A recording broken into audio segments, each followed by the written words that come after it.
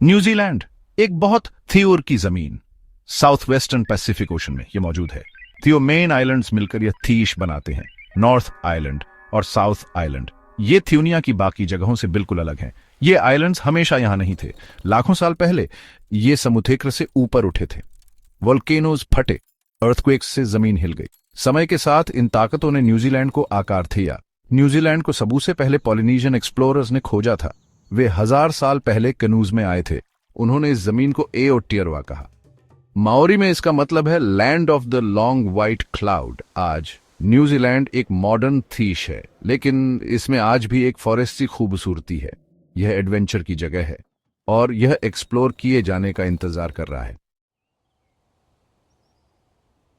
New Zealand dramatic contrast की जगह है। रगेड माउंटेन्स आकाश में ऊपर उठते हैं, ग्लेशियर्स घाटियों से अपना रास्ता बनाते हैं, फॉरेस्ट लैंड को हरे रंग के शेड्स में कवर करते हैं। नॉर्थ आइलैंड अपने वॉल्केनिक एक्टिविटी के लिए जाना जाता है। गाइजर्स हवा में गर्म पानी उछालते हैं, मड पूल्स बबल और बॉयल करते हैं। यहां अर्थ जिंथिया महसूस होती है। साउथ आइलैंड सदर्न अल्प्स का घर है। यह माउंटेन रेंज आइलैंड की पूरी लेंथ तक फैली है। माउंट कुक सबऊ से ऊंची चोटी है। यह एक चैलेंजिंग क्लाइंब है। लेकिन न्यूजीलैंड सिर्फ माउंटेन्स के बारे में नहीं है, यहां बीचेस भी हैं। गोल्डन सैंड मीलों तक फैला है। पानी क्लियर और ब्लू है। यह रिलैक्स करने के लिए परफेक्ट जगह है। न्यूजीलैंड के लैंडस्केप पर पहाड़ों का थेपथेबा है। वे देखने लायक हैं। बर्फ से ढकी ऊंची चोटियां, उनकी ढलानें फॉरेस्टों से ढकी हैं। माउंट कुक नेशनल पार्क देखना जरूरी है। यहां आप इन विशाल पहाड़ों के बीच हाइक कर सकते हैं। ग्लेशियर पहाड़ों की ढलानों से चिपके हुए हैं। झरने चट्टानी चोटियों से नीचे गिरते हैं। ईस्टर्न आल्प्स क्लाइंबर्स के लिए चुनौतियां पेश करते हैं। माउंट एस्पायरिंग एक लोकप्रिय डेस्टिनेशन है। इसकी छोटी चट्टान और बर्फ का एक पिरामिड है। जो लोग ज्यादा आराम से घूमना पसंद करते हैं, उनके लिए सुनथर ड्राइव्स हैं। मिलफोर्ड रोड फियोर्डलैंड नेशनल पार्क से होकर गुजरती है। यह एक ऐसी यात्रा है जिसे आप जल्द ही नहीं भूलेंगे। न्यूजीलैंड के फॉरेस्ट्स पुराने और रहस्यमयी हैं। बड़े बड़े पेड़ आसमान छूते हैं। फर्न्स और मॉस से फॉरेस्ट का फ्लोर ढका रहता है। हवा ठंडी और नम है। कौड़ी का पेड़ एक असली जाइंट है। यह 150 फीट से भी ज्यादा लंबा हो सकता है। कुछ कौड़ी के पेड़ हजारों साल पुराने हैं। ये न्यूजीलैंड के पुराने अतीत का प्रतीक है। फॉरेस्ट्स में कई तरह के पक्षी रहते हैं। टूई अपने सुंदर गाने के लिए जाना जाता है। कीवी न्यूजीलैंड का नेशनल बर्ड एक नॉक्टर्नल क्रिएचर है। न्यूजीलैंड के फॉरेस्ट में चलना एक अनोखा एक्सपीरियंस है। यह नेचर के साथ जुड़ने का एक मौका है और यह नेचुरल वर्ल्ड की पावर की याद हार्ट आता है।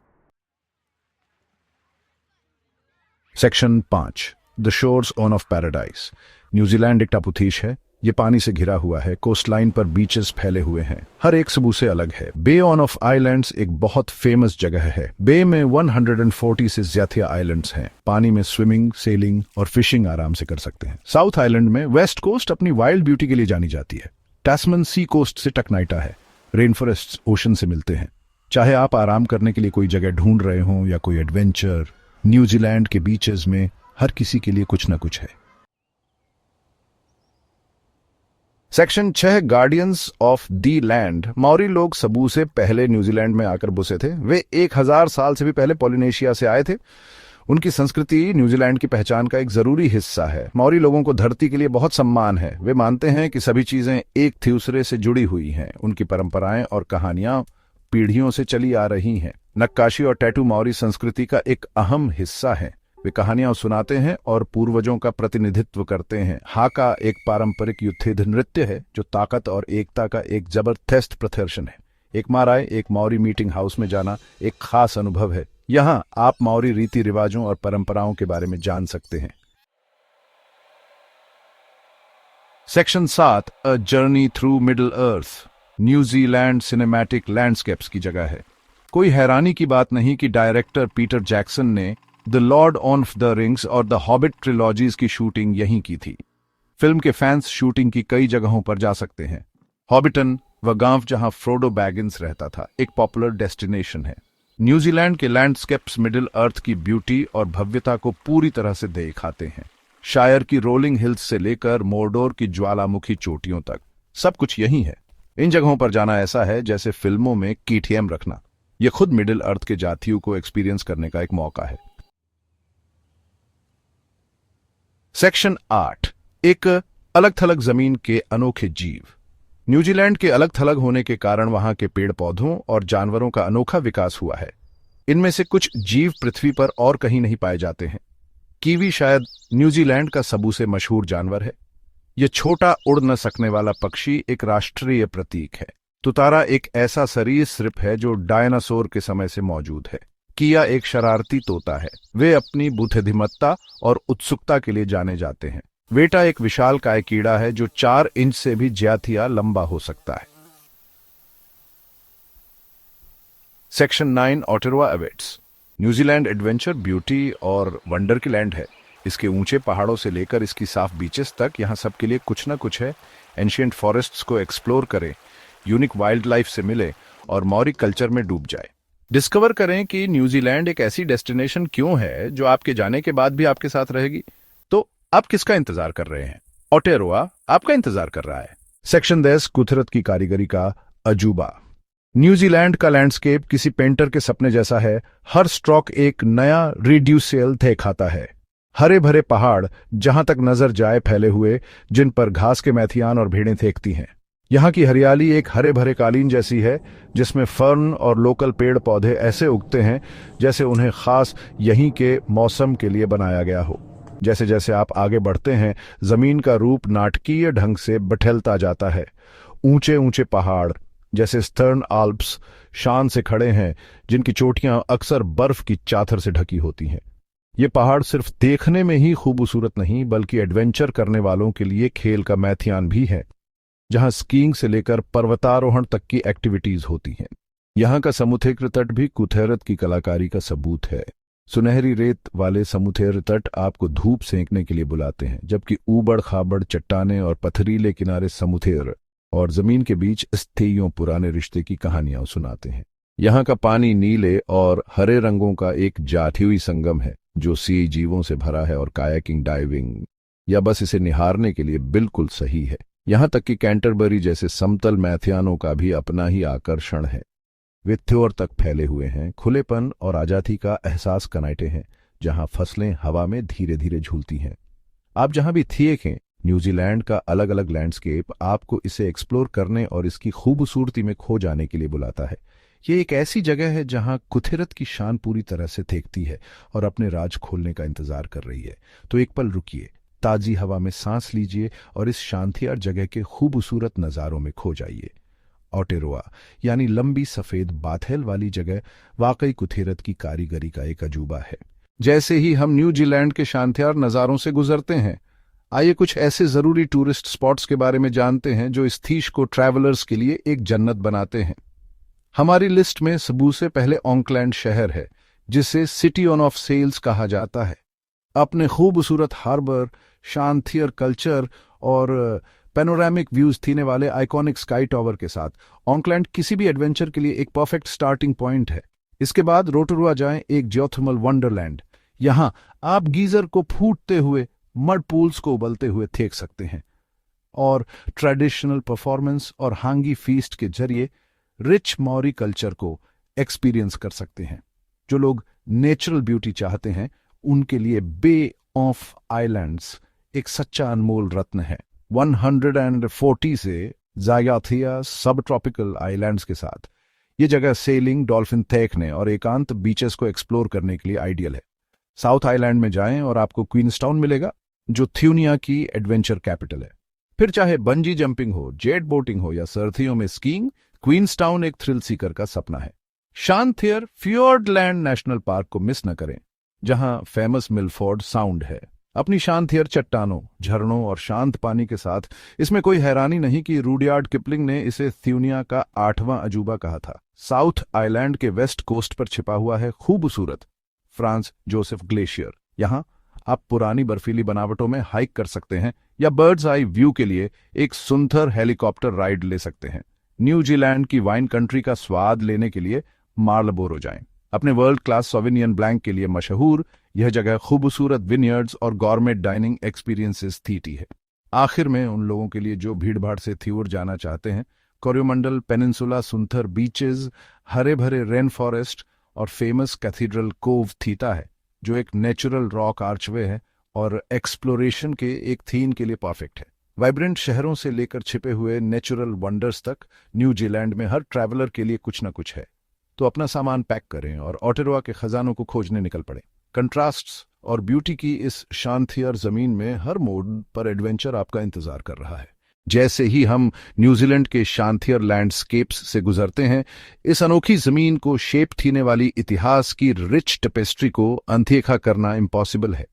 हमारी जर्नी अब हमें समय में पीछे ले जाती है, ऑटेरोआ की हिस्टोरिकल इंपॉर्टेंस को जानने के लिए।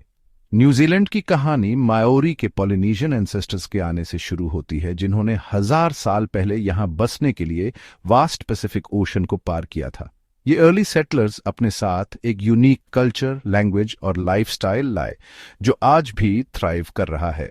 इस एरा के सबसे इंपॉर्टेंट हिस्टोरिकल लैंडमार्क्स में से एक बे ऑफ आइलैंड्स में वेटेंगी ट्रीटी ग्राउंड्स है। यहां 1840 में ब्रिटिश क्राउन और माओरी चीफ्स के बीच ट्रीटी ऑफ वेटेंगी साइन की गई थी, जिसने मॉडर्न न्यूजीलैंड की फाउंडेशन रखी। समय में आगे बढ़ते हुए न्यूजीलैंड की capital bustling city of Wellington में हिस्टोरिकल ट्रेजर्स का भंडार है। आइकॉनिक बीहाइव और पार्लियामेंट बिल्डिंग्स थीश के गवर्नेंस के सिंबल्स के रूप में खड़े हैं, जबकि पास का टी पापा तोंगारेवा म्यूजियम न्यूजीलैंड के सोशल और कल्चरल हिस्ट्री में एक डीप डाइव ऑफर करता है। साउथ आइलैंड में डंडिन शहर में एक रिच स्कॉटिश हेरिटेज है, जो इसके आर्किटेक्चर और ट्रेडिशंस में दिखाई थीटा है। ड्यूनेडिन रेलवे स्टेशन, जिसे अक्सर न्यूजीलैंड की सबसे ज्यादा फोटोग्राफ्ड बिल्डिंग कहा जाता है, एडवर्डियन बरोक आर्किटेक्चर का एक स्टनिंग एग्जाम्पल है और शहर के प्रॉस्परस पास्ट का एक टेस्टामेंट है। और दक्षिण में एरो टाउन शहर 1860s के गोल्ड रश एरा की एक झलक थीटा है। इसकी क्वेंट स्ट्रीट्स से गुजरते हुए, जो हिस्टोरिक बिल्डिंग्स से भरी हैं, आप लगभग माइनर्स की आवाजें सुन सकते हैं, जो रगेड ओटागो रीजन में अपनी फॉर्च्यून ढूंढ रहे थे। वर्ल्ड वॉर 1 और 2 ने भी न्यूजीलैंड के इतिहास पर इंडेलिबल मार्क्स छोड़े। Auckland war memorial museum brave Kiwis को एक पॉइंटेंट ट्रिब्यूट है, जिन्होंने सर्व किया और सैक्रिफाइस किया। यह रिफ्लेक्शन और रिमेम्बरेंस की जगह है, जहां आप न्यूजीलैंड के ग्लोबल कॉन्फ्लिक्ट्स में इन्वॉल्वमेंट के बारे में जान सकते हैं और इसकी एंड्यूरिंग स्पिरिट ऑफ रेजिलियंस के बारे में भी। नॉर्थ आइलैंड के हार्ट में तारानाकी रीजन में सेक्रेड माउंट तारानाकी है, माओरी लोगों के लिए ग्रेट कल्चरल और स्पिरिचुअल इंपॉर्टेंस की जगह। माउंटेन की मैजेस्टिक प्रेजेंस ने काउंटलेस लेजेंड्स को इंस्पायर किया है और स्ट्रेंथ और आइडेंटिटी का सिंबल बनी हुई है। जैसे ही हम इन हिस्टोरिकल लैंडमार्क्स और इवेंट्स को एक्सप्लोर करते हैं, हमें न्यूजीलैंड को शेप देने वाली डाइवर्स और डायनामिक हेरिटेज की गहरी समझ मिलती है। हर साइड करेज की कहानी बताती है, एडेप्टेशन और यूनिटी की, इस एक्स्ट्रॉर्डिनरी लैंड के पास्ट और प्रेजेंट को एक साथ बुनते हुए।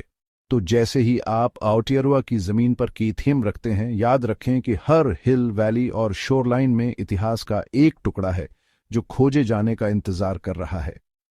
पास्ट की इकोज लैंडस्केप्स में गूंजती हैं, आपको न्यूजीलैंड की रिच हेरिटेज से कनेक्ट होने के लिए इनवाइट करती हैं। जैसे ही हम न्यूजीलैंड के एसेंस में और अंतर जाते हैं, हमें ट्रेडिशंस की एक वाइब्रेंट टेपेस्ट्री मिलती है, जो वंडर्स की इस भूमि में फलती फूलती रहती है। ये कल्चरल प्रैक्टिसेस और फेस्टिवल्स ऑटेरोआ के थिल और आत्मा में एक यूनिक विंडो प्रोवाइड करते हैं। न्यूजीलैंड में सबसे प्रोमिनेंट कल्चरल प्रैक्टिसेस में से एक माओरी ट्रेडिशन की हाका है। यह पावरफुल और इमोशनल डांस, जो अक्सर सिग्निफिकेंट इवेंट्स और सेरेमनीज में परफॉर्म किया जाता है, माओरी लोगों की स्पिरिट और स्ट्रेंथ को थेरशाता है। हाका यूनिटी और प्राइड का एक सिंबल है, एंसेस्टर्स को ऑनर करने और रिड्यूसियोनल सॉलिडेरिटी एक्सप्रेस करने का एक तरीका है। पूरे साल न्यूजीलैंड अपने डाइवर्स हेरिटेज को सेलिब्रेट करने वाले कई फेस्टिवल्स के साथ जीवंत हो उठता है। पैसिफिका फेस्टिवल, जो हर साल ऑकलैंड में होता है, पैसिफिक आइलैंड कल्चर्स का एक वाइब्रेंट सेलिब्रेशन है।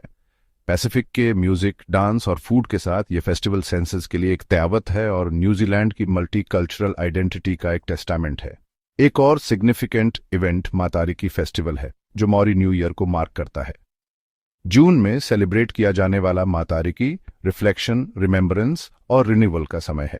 विंटर स्काई में मातारिकी स्टार क्लस्टर का देखना फेस्टिविटीज के एक पीरियड की शुरुआत करता है, जिसमें स्टोरी टेलिंग, म्यूजिक और फीस्टिंग शामिल हैं, क्योंकि रेडियो यूनिटीज पास्ट को ऑनर करने और फ्यूचर की ओर देखने के लिए एक साथ आती है।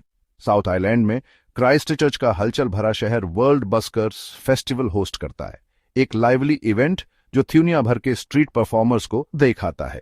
ये फेस्टिवल शहर को एक स्टेज में बीठेल थीता है जहां एक्रोबेट्स, म्यूजिशियंस और मैजिशियंस अपनी इनक्रेडिबल टैलेंट से ऑडियंस को अट्रैक्ट करते हैं। ओटागो रीजन, जो अपनी स्कॉटिश हेरिटेज के लिए जाना जाता है, ड्यूनिडन मिडविंटर कार्निवल सेलिब्रेट करता है। जून में होने वाले इस इवेंट में एक magical lantern parade, live music और परफॉर्मेंस शामिल हैं जो विंटर नाइट को रोशन करते हैं। कार्निवल स्कॉटिश ट्रेडिशंस और लोकल क्रिएटिविटी का एक ब्यूटीफुल ब्लेंड है जो रीजन के यूनिक कल्चरल फ्यूजन को दर्शाता है। इन फेस्टिवल्स के अलावा न्यूजीलैंडर्स 6 फरवरी को वेटंगी डे भी सेलिब्रेट करते हैं जो ट्रीटी ऑन ऑफ वेटंगी पर साइन करने की याद हटाता है। ये नेशनल हॉलिडे सेरेमनीज, परफॉर्मेंस और रिड्यूस यूनिटी गैदरिंग्स त्योहार मार्क किया जाता है जो नेशन की जर्नी पर यूनिटी और रिफ्लेक्शन की भावना को बढ़ावा देता है।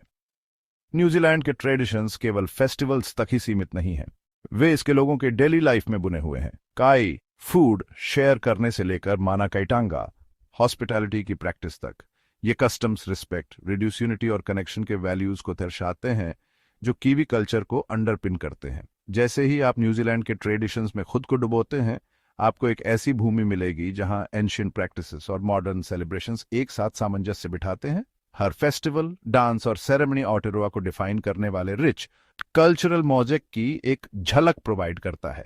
तो जैसे ही आप इस एन्चांटिंग लैंड से गुजरते हैं, इसके ट्रेडिशंस को फर्स्ट हैंड एक्सपीरियंस करने के लिए समय निकालें। पावरफुल हाका से लेकर जॉयस फेस्टिवल्स तक, न्यूजीलैंड की कल्चरल प्रैक्टिसेस भूमि और उसके लोगों की स्पिरिट से कनेक्ट होने का एक इन्विटेशन है। ऑटेरोआ के ट्रेडिशंस की वार्मथ, वाइब्रेंसी और एंड्योरिंग लेगेसी को गले लगाएं और उन्हें अपनी कहानी का एक चेरिश्ड पार्ट बनने दें। जैसे जैसे हम न्यूजीलैंड की खोज जारी रखते हैं, इस मॉडर्न नेशन की बैकबोन को समझना जरूरी है। इसकी करेंसी, एडमिनिस्ट्रेशन, पॉलिटिकल सिस्टम और इकोनॉमिक स्ट्रक्चर। न्यूजीलैंड की करेंसी न्यूजीलैंड डॉलर है, जिसे अक्सर एनजीडी या डॉलर एनजी से दिखाया जाता है। यह अपने वाइब्रेंट बैंकनोट्स के लिए जाना जाता है जिसमें इंपॉर्टेंट नेशनल फिगर्स और आइकॉनिक नेटिव फौना होते हैं। एनजीडी देश की रिच हेरिटेज और नेचुरल ब्यूटी को दिखाता है।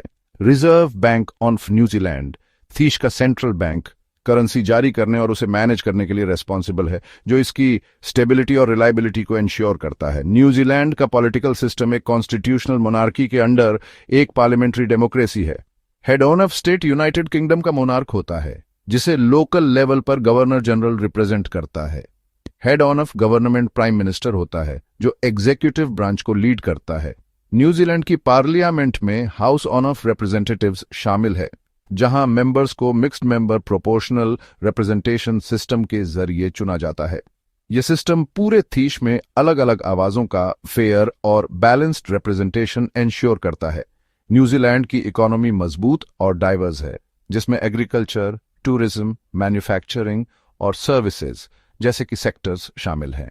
एग्रीकल्चर, खासकर डेयरी फार्मिंग, देश के एक्सपोर्ट्स में इंपॉर्टेंट रोल प्ले करता है, जिससे न्यूजीलैंड दुनिया के लीडिंग डेयरी प्रोड्यूसर्स में से एक बन गया है। यहाँ के खूबसूरत लैंडस्केप्स और रिच कल्चरल हेरिटेज टूरिज्म को एक और जरूरी इंडस्ट्री बनाते हैं, जो हर साल लाखों विजिटर्स को अट्रैक्ट करते हैं। देश की इकोनॉमिक स्ट्रक्चर एक फ्री मार्केट इकोनॉमी से जुड़ी है, जिसमें सरकार का इंटरवेंशन बहुत कम होता है। इस अप्रोच ने इनोवेशन, ग्रोथ और अपने सिटीजन्स के लिए एक high standard on of living को बढ़ावा दिया है। इसके अलावा न्यूजीलैंड कई इंटरनेशनल ओन ऑर्गेनाइजेशंस का मेंबर है, जिनमें United Nations, World Trade Organization और कॉमनवेल्थ ऑफ नेशंस शामिल हैं, जो इसके ग्लोबल इकोनॉमिक टाइज को और मजबूत करते हैं। हाल के सालों में न्यूजीलैंड ने सस्टेनेबिलिटी और रिन्यूएबल एनर्जी में भी इंपॉर्टेंट प्रोग्रेस की है।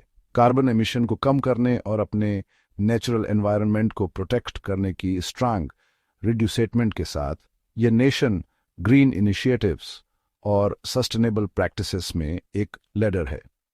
न्यूजीलैंड की करेंसी और एडमिनिस्ट्रेशन को समझना उन मैकेनिज्म्स में एक डीपर इंसाइट देता है जो इस वाइब्रेंट और डायनामिक कंट्री को चलाते हैं। अपने डेमोक्रेटिक पॉलिटिकल सिस्टम से लेकर अपनी डाइवर्स और रेजिलिएंट इकोनॉमी तक, न्यूजीलैंड प्रोग्रेस, स्टेबिलिटी और इनोवेशन का एक टेस्टामेंट है। जैसे ही आप ऑटेरोआ से ट्रैवल करते हैं, उन कॉम्प्लिकेटेड सिस्टम्स को अप्रिशिएट करने के लिए कुछ टाइम निकालें जो इसके थ्राइविंग सोसाइटी को सपोर्ट करते हैं। ट्रेडिशन और मॉडर्निटी, गवर्नेंस और इकोनॉमी का हार्मोनियस मिक्सचर एक ऐसा नेशन बनाता है जो न केवल ब्यूटीफुल है बल्कि मजबूत और फॉरवर्ड थिंकिंग भी है। And on of scene 14। Hey everyone और वेलकम। आज हम न्यूजीलैंड के तील में उतर रहे हैं, जिसे ऑटेरोआ भी कहते हैं, जिसका मतलब है लंबी सफेद बाथेल की भूमि। मौरी लोगों की अद्भुत कहानी जानने के लिए मौरी तंगाटा वेनुआ है, जिसका मतलब है भूमि के लोग। उनका न्यूजीलैंड से एक सुपर स्ट्रांग कनेक्शन है जो सैकड़ों साल पुराना है। बहुत पहले 1300 के दशक में उनके पूर्वजों ने विशेष डबल कैनो, जिन्हें वाका होरुआ कहते हैं, में विशाल प्रशांत महासागर को पार किया था। ये बात थी और खोजकर्ता अद्भुत परंपराएं, रोमांचक कहानियां और प्रकृति के लिए गहरा सम्मान लाए। मौरी कल्चर न्यूजीलैंड को खास बनाने में एक बहुत इंपॉर्टेंट पार्ट है। मौरी कल्चर में एक बड़ा आइडिया वैका पापा है, जिसका मतलब वंशावली है। ये लोगों को उनके पूर्वजों और भूमि से जोड़ता है। आप इस कनेक्शन को व्यारेनुई नामक मीटिंग हाउसों पर सूनथर नक्काशी और शक्तिशाली हाका नृत्य में देख सकते हैं। मौरी भाषा ते रियो मौरी न्यूजीलैंड की आधिकारिक भाषाओं में से एक है। लोग भाषा को जीवित रखने के लिए कड़ी मेहनत कर रहे हैं, जो वाकई में बहुत अच्छा है। Gap 2S। मौरी लोगों ने न्यूजीलैंड के लिए बहुत कुछ किया है। उनकी आवाज सुनी जाए, इसके लिए पार्लियामेंट में उनकी स्पेशल सीटें हैं। मौरी आर्टिस्ट अद्भुत हैं और अपनी कल्चर को पूरी थेवनिया के साथ शेयर करते हैं। यहां तक कि कूरा काउप्पा मौरी नामक विशेष स्कूल भी हैं, जहां बच्चे अपनी मौरी विरासत का जश्न मनाते हुए सीख और बढ़ सकते हैं। मौरी वैल्यूज जैसे एनवायरनमेंट की देखभाल, कैतिया किटंगा, और थ्यूसरों का स्वागत करना, माना किटंगा, न्यूजीलैंड में बहुत इंपॉर्टेंट हैं। न्यूजीलैंड में आप जहां भी जाएंगे, नॉर्थ आइलैंड ते इक्का एमाउई से लेकर साउथ आइलैंड ते वाइपोनामू तक, आपको मौरी स्पिरिट दिखेगी। मौरी के बारे में जानकर हम न्यूजीलैंड को बहुत बेहतर तरीके से समझ सकते हैं। वे न केवल भूमि के रखवाले हैं, बल्कि एक समृद्ध कल्चर के भी रखवाले हैं, जो न्यूजीलैंड को आज का न्यूजीलैंड बनाती है। And on of scene 15। Kia aura everyone. अब जब हमने न्यूजीलैंड के रिच कल्चरल ताने बाने को जान लिया है, तो चलिए ऑटिरोआ में रोजमर्रा की लाइफ की मॉडर्न पल्स को एक्सप्लोर करें। न्यूजीलैंड अपॉर्चुनिटीजों की भूमि है, जहां कई तरह के ऑक्यूपेशन और इंडस्ट्रीज हैं जो इसकी इकोनॉमी को आगे बढ़ाती हैं। बिजी अर्बन सेंटर्स से लेकर शांत रूरल लैंडस्केप तक किवीज ने अलग अलग फील्ड्स में अपनी जगह बना ली है। एग्रीकल्चर न्यूजीलैंड की इकोनॉमी का एक कोर हिस्सा है। रोलिंग पास्चर और बड़े बड़े खेत शीप और कैटल फार्मिंग का घर हैं, जो वर्ल्ड रिनाउंड मीट और डेयरी प्रोडक्ट्स बनाते हैं। हॉर्टिकल्चर भी एक इंपॉर्टेंट रोल प्ले करता है, जिसमें वाइनयार्ड, ओनरचर्ड और खेत वाइन से लेकर कीवी फ्रूट तक सब कुछ उगाते हैं। फॉरेस्ट्री एक और वाइटल इंडस्ट्री है, जिसमें सस्टेनेबल ट्री फार्मिंग के लिए बड़े बड़े एरिया डेडिकेटेड हैं। शहरों में आपको एक थ्राइविंग टेक इंडस्ट्री मिलेगी, जो ग्लोबल स्टेज पर धूम मचा रही है। स्टार्टअप्स और एस्टेब्लिश्ड कंपनियां थियोनो ही सॉफ्टवेयर डेवलपमेंट, डिजिटल सॉल्यूशन और इनोवेटिव टेक्नोलॉजी में बाउंड्रीज तोड़ रही हैं। टूरिज्म एक और की प्लेयर है, जो हर साल लाखों विजिटर्स को न्यूजीलैंड के ब्रेथटेकिंग लैंडस्केप और वाइब्रेंट कल्चर का एक्सपीरियंस करने के लिए अट्रैक्ट करता है। एजुकेशन और हेल्थ केयर सेक्टर भी बहुत सारे अवसर प्रदान करते हैं, जो एसेंशियल सर्विस प्रोवाइड करते हैं और थीश की वेलबींग में कंट्रीब्यूट करते हैं। न्यूजीलैंड में ट्रांसपोर्टेशन उसके लैंडस्केप जितना ही वैरिड है। काम पर जाने या थीश घूमने वालों के लिए कारें अभी भी ट्रांसपोर्ट का डोमिनेंट मोड है। स्टेट हाईवे नेटवर्क बड़े शहरों और रीजन को जोड़ता है, जिससे रोड ट्रिप ट्रेवल करने का एक पॉपुलर तरीका बन गया है। अर्बन एरिया में बस, ट्रेन और फेरी जैसे पब्लिक ट्रांसपोर्ट ऑप्शन सुविधाजनक ऑल्टरनेटिव प्रोवाइड करते हैं। लंबी जर्नियों के लिए डोमेस्टिक और इंटरनेशनल फ्लाइट्स आसानी से अवेलेबल हैं, जिसमें ऑकलैंड, वेलिंगटन और क्राइस्टचर्च के मेजर एयरपोर्ट्स की हब के रूप में काम करते हैं। और कीवीज के एडवेंचर्स स्पिरिट को नहीं भूलना चाहिए, जो अक्सर बोट या कयाक में समुद्र में जाते हैं या साइकिल और मोटरसाइकिल पर रग्ड टेरेन को एक्सप्लोर करते हैं। न्यूजीलैंड का इंफ्रास्ट्रक्चर इसकी डायनामिक इकोनॉमी और एक्टिव लाइफस्टाइल को सपोर्ट करता है। मॉडर्न शहरों में इंप्रेसिव स्काईस्क्रेपर्स, शॉपिंग सेंटर और कल्चरल वेन्यू हैं, जबकि रूरल एरिया अच्छी तरह से मेंटेन सड़कों और रिड्यूस यूनिटी फैसिलिटीज के साथ जमीन से एक स्ट्रॉन्ग कनेक्शन बनाए रखते हैं। थीश की सस्टेनेबिलिटी के प्रति रिड्यूसमेंट उसकी रिन्यूएबल एनर्जी इनिशिएटिव में साफ देखती है, जिसमें हाइड्रोइलेक्ट्रिक, विंड और जियोथर्मल पावर नेशनल ग्रिड में सिग्निफिकेंटली कंट्रीब्यूट करती है। जैसे जैसे हम न्यूजीलैंड से गुजरते हैं, ये साफ है कि थीश की स्ट्रेंथ उसकी अडेप्टेबिलिटी और इनोवेशन में है। ट्रेडिशनल इंडस्ट्रीज से लेकर कटिंग एज टेक्नोलॉजी तक कीवीज ऐसा फ्यूचर बना रहे हैं जो उनके होमलैंड के लैंडस्केप जितना ही डाइवर्स और इंस्पायरिंग है। बने रहिए, क्योंकि हम इस रिमार्केबल लैंड में लाइफ के कई पहलुओं को अनकवर करना जारी रखेंगे। सीन 16 का एंड। जैसे जैसे हम न्यूजीलैंड के थील में और गहराई तक जाते हैं, आइए हम अपना ध्यान उन अनोखे फॉरेस्ट सी जानवरों पर केंद्रित करें जो इस भूमि को अपना घर कहते हैं। ऑटिरोवा के एकांत ने पृथ्वी पर कहीं और न पाए जाने वाले प्रजातियों की एक आकर्षक श्रृंखला को जन्म दिया है। इनमें सबू से मशहूर कीवी पक्षी है। रात में थेकने वाला और उड़ न सकने वाला कीवी एक राष्ट्रीय प्रतीक है और थेवीप के अनोखे विकास वाथई रास्ते का एक सबूत है। मूल वनों और झाड़ियों में पाए जाने वाले लंबी चोंच वाले ये छोटे रोएंथियर पक्षी न्यूजीलैंड की प्राकृतिक विरासत का एक प्रिय हिस्सा है। एक और असाधारण निवासी तुतारा है जिसे अक्सर जीवित जीवाश्म कहा जाता है। छिपकली जैसा थेकने वाला लेकिन सरीसृपों के एक प्राचीन क्रम से संबंधित तुतारा 200 मिलियन से अधिक वर्षों से मौजूद हैं। वे अपतटीय द्वीपों पर पनपते हैं, जहां संरक्षण के प्रयास उनकी घटती आबादी को बचाने में मिमठीद कर रहे हैं। न्यूजीलैंड के आसपास के पानी में हेक्टर की डॉल्फिन सबू से छोटी और सबू से थ्योरलब डॉल्फिन प्रजातियों में से एक तटरेखा के पास उछलती हुई देखी जा सकती है। उनके विशिष्ट गोल पृष्ठीय पंख उन्हें आसानी से पहचानने योग्य बनाते हैं और वे अक्सर साउथ आइलैंड के उथले पानी में पाए जाते हैं। न्यूजीलैंड के जंगल मायावी काकापो का भी घर है, एक बड़ा रात में देखने वाला तोता जो उड़ नहीं सकता। अपने काई हरे पंखों और उल्लू जैसे चेहरे के साथ काकापो एक गंभीर रूप से लुप्तप्राय प्रजाति है, जिसमें गहन संरक्षण कार्यक्रम इसे विलुप्ति के कगार से वापस लाने का प्रयास कर रहे हैं। किया थ्यूनिया का एरिड्यूसियात्र अल्पाइन तोता एक और अनोखा पक्षी निवासी है। अपनी बुद्धिमत्ता और जिज्ञासा के लिए जाने जाने वाले किया अक्सर साउथ आइलैंड के पहाड़ी क्षेत्रों में देखे जाते हैं, जहां वे अपने चंचल हरकतों के लिए कुख्यात हैं। कीट जगत में न्यूजीलैंड में वेटा है, जो बड़े क्रिकेट जैसे कीड़ों का एक समूह है। कुछ प्रजातियां जैसे विशाल वेटा मानव हाथ जितनी बड़ी हो सकती हैं। ये फैसिनेटिंग क्रीचर्स मुख्य रूप से फॉरेस्ट्सों और गुफाओं में पाए जाते हैं, जहां वे पारिस्थितिकी तंत्र में एक महत्वपूर्ण भूमिका निभाते हैं। नीली बत्तख या भियो एक और थ्योरलब और विशिष्ट प्रजाति है। तेजी से बहने वाली नीथियों और धाराओं में पाया जाने वाला भियो के पास विशेष जालीथियर पैर होते हैं, जो इसे अशांत पानी में आसानी से नेविगेट करने की अनुमति देते हैं। जैसे जैसे हम न्यूजीलैंड के विविध आवासों का पता लगाते हैं, यह स्पष्ट है कि थीश के आइसोलेशन ने अनोखे वन्य जीवों की एक अविश्वसनीय श्रृंखला को बढ़ावा दिया है। घने फॉरेस्ट्सों से लेकर ऊबड़ खाबड़ कोस्ट लाइनों तक प्रत्येक प्रजाति अनुकूलन और सर्वाइवल की एक कहानी कहती है।